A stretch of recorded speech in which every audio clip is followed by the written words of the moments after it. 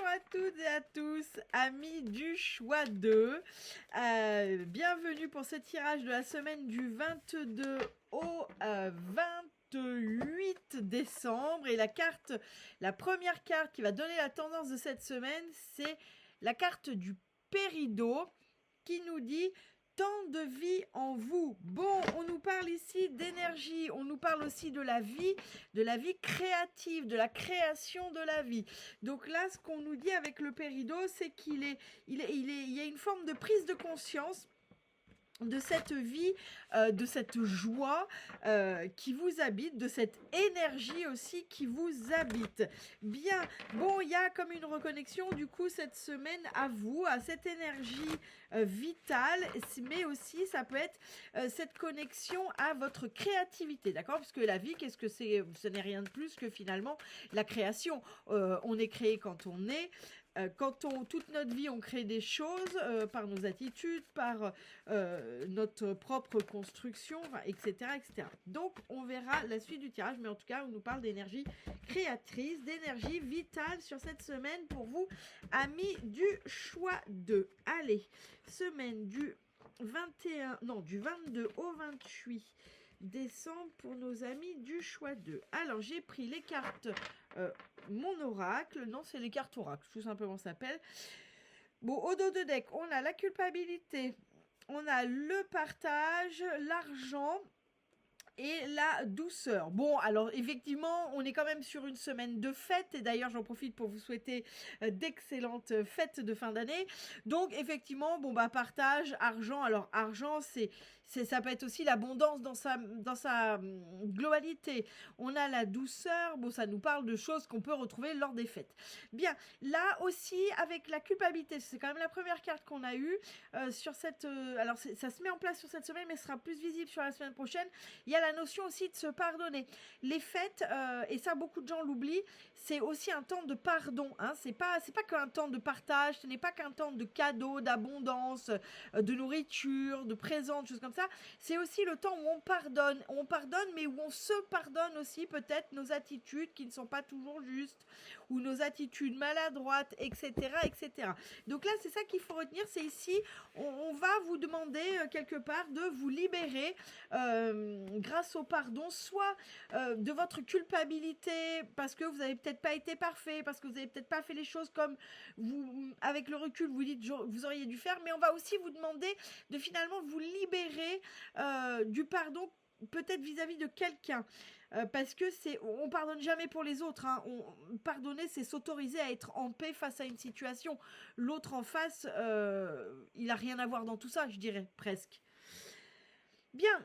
En première carte, on a la connexion qui nous dit de cœur à cœur. On a le lâcher-prise qui nous dit est-ce que je m'autorise à perdre le contrôle tout en confiance? Et oui, ça c'est un vrai sujet. On a la tolérance, jusqu'où puis-je supporter la différence? Et puis on a la sérénité qui nous dit j'apprécie chaque moment de calme que j'atteins et je me remercie de l'avoir trouvé. Bien. La connexion, c'est un peu en lien avec notre première carte du Péridot, d'accord? Ici, il y a vraiment une connexion sur cette semaine, une connexion à vous-même, à ce qui vous entoure, finalement à votre énergie vitale, mais qui, quand on se connecte à son énergie vitale, on se rend vite compte que l'énergie vitale qui est en nous, c'est aussi l'énergie vitale de la Terre.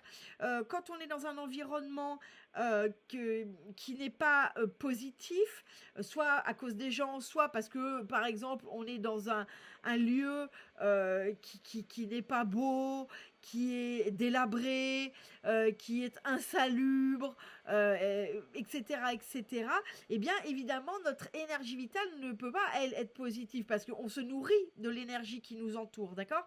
Donc là, sur cette semaine, il y a cette espèce de connexion qui se refait en vous comme si vous preniez conscience que des fois, vous avez beau être une bonne personne, si vous êtes entouré de gens, si vous êtes dans un environnement qui ne vous ressemble pas, eh bien, doucement, mais sûrement, cette énergie environnante va venir pénétrer en vous et se diffuser comme une espèce de serpent vicieux et votre énergie vitale ne sera pas la bonne. Donc là, il y a vraiment cette notion de prendre conscience que finalement, la connexion à son énergie vitale, c'est aussi la connexion à ce qui vous entoure. Et qu'en prenant soin de ce qui vous entoure, vous prenez aussi indirectement soin de cette connexion vitale. Bien. On verra en deuxième, troisième lecture ce que ça nous dit, parce que là, on est quand même sur des messages plutôt perchés et plutôt très spirituels.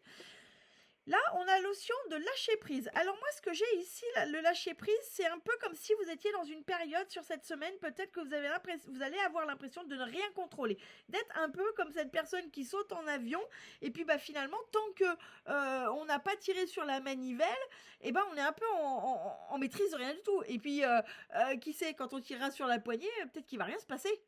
C'est ce moment, le saut en parachute, où on croit maîtriser, mais où on accepte cette part inhérente au parachutisme, de finalement, tant qu'on n'a pas tiré sur la poignée et que le parachute s'est pas ouvert et qu'on n'a pas touché les 2 pieds au sol en sécurité, on contrôle rien.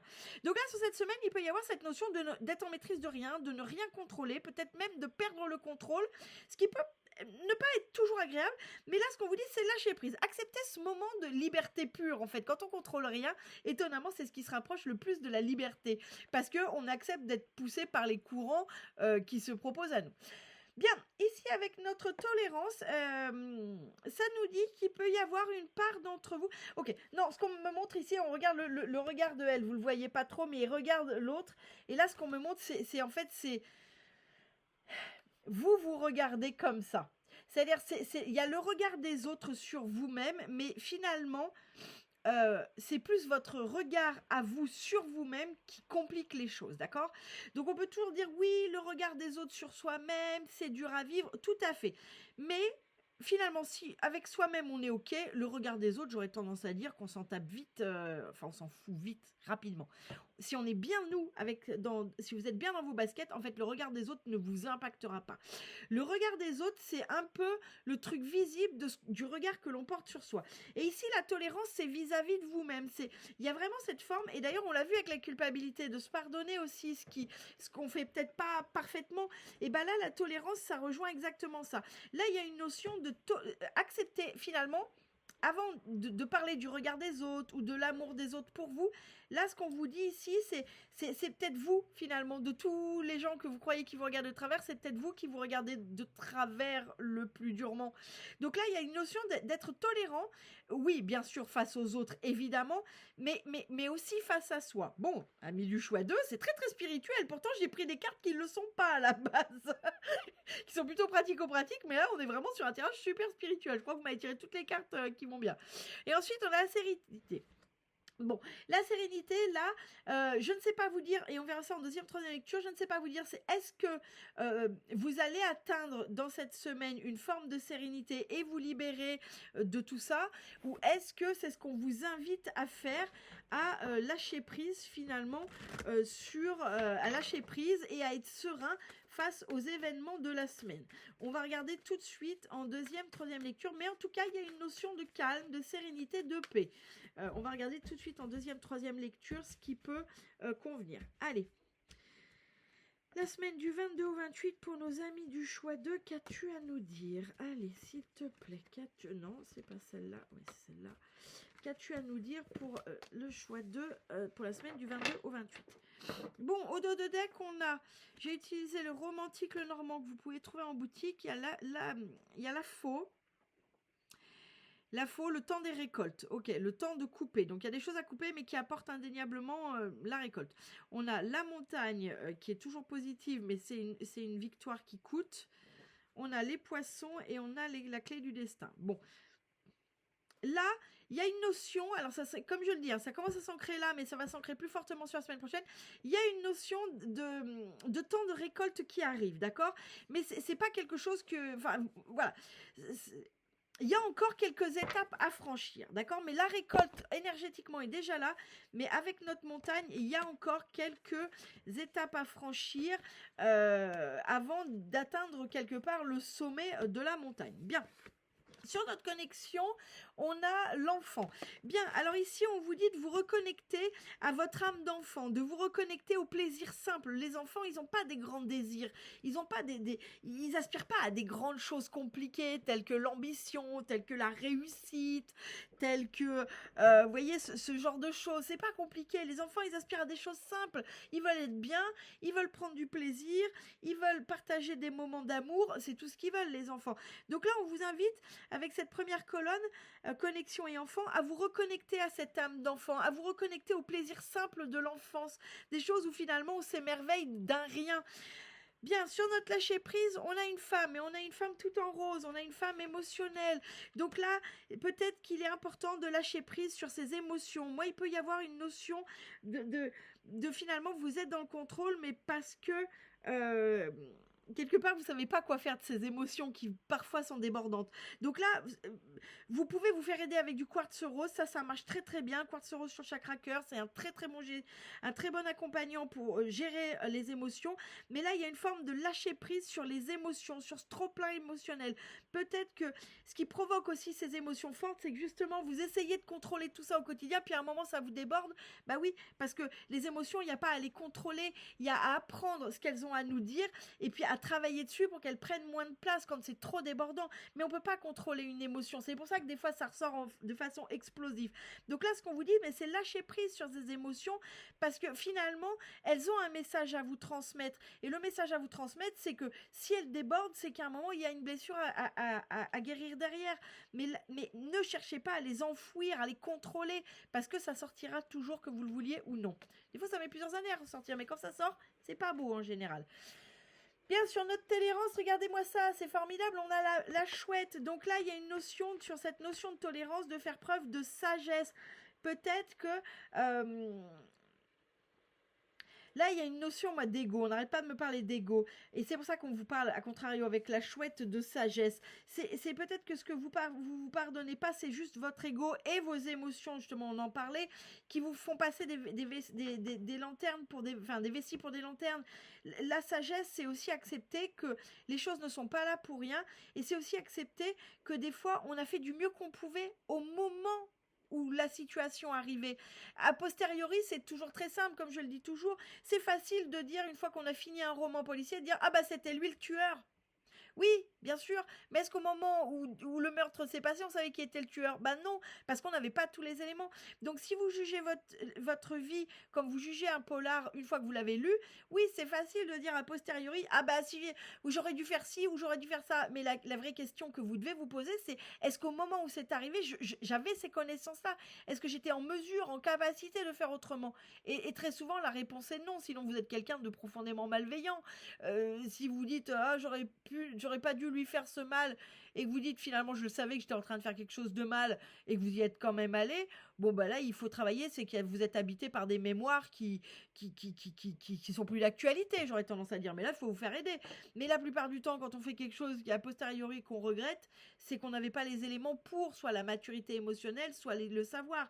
Donc là sur la tolérance avec ces chouettes, c'est ça qu'on vous dit, c'est faites preuve de sagesse. Et la sagesse, c'est aussi accepter que des fois les choses se produisent parce qu'elles doivent se produire et qu'il n'y a rien à changer à tout ça. Bien. Sur la sérénité, on a le fouet. Ah, c'est pas chouette ça. Bon, là, c'est une semaine où, on va pas se mentir, votre sérénité va être mise à rude épreuve. Alors, je suis désolée parce que c'est une semaine de fête. Chez bien des personnes et c'est pas agréable ce que je vous annonce, mais c'est pour des bonnes choses. Il y a quand même des bonnes cartes, hein, c'est ça qu'il faut retenir. Mais là, cette semaine, effectivement, votre sérénité va être mise à rude épreuve. Hein.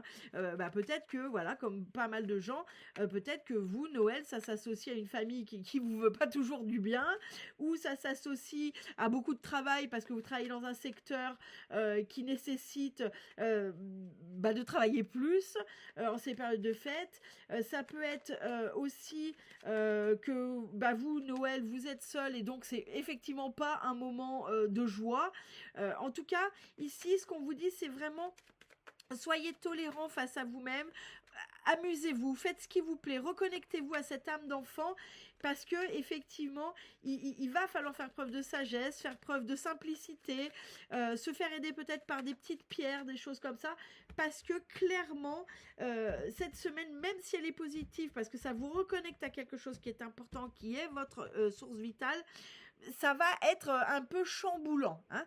Et quand je dis chamboulant, c'est pas forcément des choses négatives, hein. Des fois, on a des émotions qui fait que ça remonte, on passe des bons moments en famille, mais à contrario, bah, des fois ça nous bouleverse aussi, ou peut-être que vous vous faites toute une montagne de cette rencontre en famille alors que ça va bien se passer. Enfin, vous voyez, c'est pas, quand on dit bouleversant, c'est pas qu'on est en train de vous annoncer une catastrophe, c'est que vos émotions vont prendre beaucoup de place. Voilà, c'est ce qu'il faut savoir. Ce qui est pas complètement déconnant, on va pas se mentir, pendant les fêtes, les émotions prennent beaucoup de place. Bien, allez, nos amis du choix 2, semaine du 24 au 28, du 22 au 28, que veux-tu dire à mes amis du choix 2? Allez, on a en dos de deck, on a la clé du destin. Bon, ça fait déjà c'est dans le romantique le normand qu'en dos de deck on avait la clé du destin. Donc vous voyez, il est vraiment en train de se jouer quelque chose de l'ordre de votre destinée, hein. Donc c'est pour ça aussi que peut-être ça bouleverse et qu'il se passe beaucoup de choses, parce que votre âme finalement, elle sait qu'il est en train de se jouer quelque chose d'importance. Bien, derrière on a les honneurs, on a la famille, on a la ruine, l'homme et l'abondance. Bon, et oui, la ruine, c'est le bouleversement, hein, c'est le bouleversement, mais la ruine, hein, comme je le dis, la ruine, alors c'est pas sur cette semaine, hein, que ça arrive, ce dos de deck, c'est se met en place cette semaine, mais ça sera visible la semaine d'après. La ruine, c'est simplement tombe ce qui devait tomber, tombe ce qui n'a pas été entretenu, tombe ce qui doit, hein. La ruine, c'est jamais négatif, c'est bouleversant, mais c'est jamais négatif, c'est simplement, on met à bas quelque chose qui n'avait plus vocation à exister, hein. Bien, mais on a quand même le destin, on a les honneurs sur la famille. Bon, voyez, il y a peut-être un truc là qui va se passer avec un homme. Peut-être que vous allez décider à la fin de la semaine prochaine ou dans ces jours là que voilà qu'il y a une relation avec un homme qui doit prendre moins de place, hein. C'est pas forcément un amoureux, ça peut être quelqu'un de votre famille ou comme je dirais toujours, hein, ça peut être l'oncle un peu lourdingue et vous décidez que là c'est plus possible, quoi. C'est quelqu'un que vous inviterez plus parce qu'il est intenable. Et voilà, ça peut être aussi simple que ça, hein. Ça peut être simplement une relation d'amitié qui était déjà un peu, enfin voilà, qui était pas brillante, parce que la ruine, je le dis toujours, hein, c'est pas l'accident, hein, c'est quelque chose, vous l'avez vu venir, c'est quelque chose qui n'était pas entretenu. Bah là, ça peut être une relation plus ou moins amicale, mais qui n'était pas très entretenue, qui finalement s'arrête d'elle-même, enfin voilà. Mais ce qu'il faut retenir, c'est que derrière, il y a l'abondance, il y a l'appui, il y a de belles choses. Donc là, c'est vraiment quelque chose qui permet de trancher et de partir sur quelque chose de neuf. Donc ça, c'est très très positif. Bien. Allez, on tire le reste des cartes, Bien, la troisième lecture, vous savez que vous pouvez la lire toute seule ou on va l'interpréter ensemble. Bien, ici on nous reparle de sagesse. Vous avez quand même un tirage avec trois chouettes en tout, hein. La chouette, c'est la protection et la sagesse, hein. Donc là, vraiment, on vous invite déjà sur cette semaine à vous dire que vous êtes protégés et qu'il va falloir faire preuve de sagesse, d'accord? Là, adossé aux 3, la connexion, l'enfant et la sagesse, là, on nous dit de faire preuve de sagesse, de justement faire un jour après l'autre. C'est aussi ça, la force de l'enfant, c'est vous connecter à l'instant présent. C'est ça, la sagesse, c'est se connecter à l'instant présent, et l'enfant, il n'est pas capable, quand on lui parle, le petit enfant comme sur la photo, si on lui parle de demain, ça lui parle pas. Lui, c'est là, c'est ce qui arrive. Donc la sagesse ici, les 3 réunis, c'est ça. On vous demande de vous reconnecter à l'instant présent, et à chaque jour suffit sa peine. Un jour après l'autre. N'anticipez pas, parce que ça va contribuer à faire déborder, vos émotions. Bien, on a la trahison inversée. La trahison inversée, c'est peut-être justement, il y a une trahison qui est mise au jour, il y a une trahison qui s'arrête, et vous avez, puisqu'on a quand même la lune, une vision, une découverte sur une trahison, mais qui se stoppe. Associé aux 3, ici, on peut avoir aussi des émotions qui vous trahissent, d'accord? Vos émotions peuvent vous trahir. Peut-être que vous avez décidé de ne pas dire quelque chose et vos émotions vous prennent tant de place qu'elles vous trahissent. Donc là, il y a une notion de... j'allais dire de reprendre le contrôle sur vos émotions, mais c'est pas le contrôle, c'est arrêter, c'est lâcher prise sur... En fait, ce que j'ai, alors c'est complètement... ça n'a rien à voir avec les cartes qui sont données, mais c'est le message qu'on me donne. C'est là, c'est la trahison, c'est vous-même en fait. c'est vous-même qui acceptez de vous trahir. En fait, vous trahissez, vous trahissez vos émotions en justement voulant les contrôler. Donc là, il y a vraiment cette notion de stopper une trahison avec vous-même, c'est-à-dire à vouloir être quelqu'un d'autre, à vouloir montrer autre chose de vous-même. Finalement, vous trahissez et là, il y a vraiment à lâcher prise vis-à-vis de ça. C'est-à-dire que c'est comme si vous acceptiez sur cette semaine d'être vous-même et d'arrêter de vous trahir et de trahir vos émotions. Et ça, je trouve ça plutôt positif. Bien, on a la fatalité. La fatalité, elle nous parle de tout ce qui est écrit. C'est le karma. Au-delà de ce qui est écrit, c'est le karma. C'est l'effet de la cause. C'est la conséquence des causes, d'accord? Donc le karma, la fatalité, c'est ce qui doit arriver, que ce soit positif ou négatif. C'est la résultante des graines que vous avez semées. Bien, donc là, on nous parle d'événements qui vont arriver, mais vous pouvez rien y faire. C'était écrit. Donc positif, négatif, ça, je ne peux pas le savoir, c'est un général, ça dépendra de ce que vous avez semé. Bien, nos trois ensemble, ici, on nous dit qu'il y a un karma, que le regard que vous portez sur vous, c'est quelque chose qui, peut-être que vous devez comprendre, justement. C'est peut-être ça qui vous bloque dans votre vie actuellement, c'est justement ce regard limitant que vous posez sur vous. Et la sagesse associée à la fatalité, c'est un moment, c'est comme si c'était un karma, que vous aviez un truc à comprendre avec ce regard dur que vous posez sur vous. Et le regard, c'est justement ce que vous en avez à apprendre, c'est de la tolérance, c'est d'accepter que vous ne pouvez pas être parfait et que tant mieux, si les gens étaient parfaits, ce serait chiant à mourir. Et d'ailleurs, les gens qui courent après la perfection sont, et je suis désolée si vous vous reconnaissez là-dedans, sont en général des gens chiants à mourir parce qu'ils veulent atteindre un truc qui est inatteignable, ils mettent la pression à eux-mêmes mais aussi aux autres malgré ce qu'ils croient. Souvent les gens disent « Oh non mais je me la mets qu'à moi-même », c'est faux. Quelqu'un de perfectionniste, il est chiant avec lui-même mais il est chiant avec tout son entourage parce qu'il met des buts à tout le monde qui sont inaccessibles. C'est quelqu'un qui a une attente qui est inaccessible mais pour tout son entourage et pour lui-même. Donc là, la leçon à apprendre qui est un karma, qui est vraiment quelque chose que vous avez à apprendre, c'est justement que vous n'êtes pas parfait et en fait, ça n'est pas grave du tout parce que c'est ce qui vous rend aimable. Personne n'aime les gens parfaits, c'est lisse, ça ressemble à rien, c'est dénué de vie en fait. Et on en revient à tant de vie en vous. Peut-être que c'est ça en fait qui manque là aujourd'hui, c'est de vous reconnecter à cette énergie vitale et ça donne envie de partager avec les gens. Pas un truc juste beau c'est chouette, mais c'est vide, c'est creux, parfait, c'est creux, ça se raisonnable et puis ça n'existe pas déjà. Mais ceux qui essayent de ressembler à la perfection, c'est creux, c'est vide, c'est dénué d'intérêt. Alors que la vie qui vous transporte, la vie qui coule dans vos veines, ces émotions pures, cette émotion enfantine qui vous habite, cette joie de vivre enfantine, ça oui, et c'est ça la leçon que vous avez à apprendre avec cette tolérance, c'est chouette, et cette fatalité. Bien.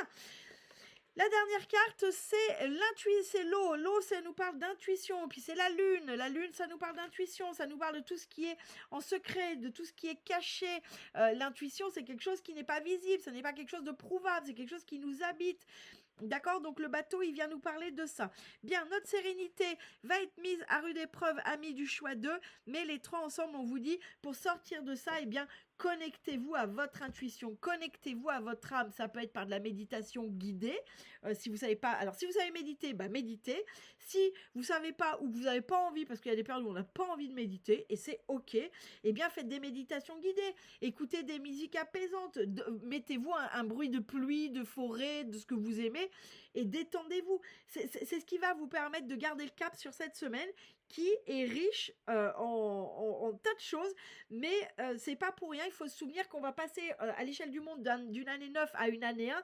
Donc 9, c'est maintenant qu'il faut lâcher les vieux macaronis. Sinon, vous allez vous les retaper pour les 10 prochaines années. Je suis pas sûre que vous ayez hyper envie. D'accord? Donc là, voyez cette semaine comme une chance de pouvoir épurer ce qui doit l'être. Bien, le dernier mot de la fin. Il est où mon dernier mot de la fin? Il est là. Allez, avec nos amis fées. Allez, le dernier mot, il a sauté tout de suite. Guérir, guéri, guérisseur. Vous êtes actuellement entouré d'une énergie apaisante. Bien, donc vous voyez, on nous parle sur cette semaine de guérison. Ça n'est pas pour rien que c'est ici, c'est parce qu'il y a une guérison qui s'opère. Les anges, les guides, l'énergie universelle, vous appellerez ça comme vous voulez, eh bien, vient vous apporter la guérison sur cette semaine et c'est ce qui peut rendre les choses un peu wouhou. Mais gardez le cap en vous disant, ah oui, ok, c'est juste pour que ça dégage, pour que ça sorte. Donc, s'il se passe quelque chose, expirez en disant, ça ne m'appartient pas, ça ne m'appartient plus. Voyez ce genre de choses et expirez bien et vous allez voir, ça va passer de soi-même. Je vous souhaite une excellente semaine et je vous souhaite de très très bonnes fêtes de fin d'année. À très bientôt.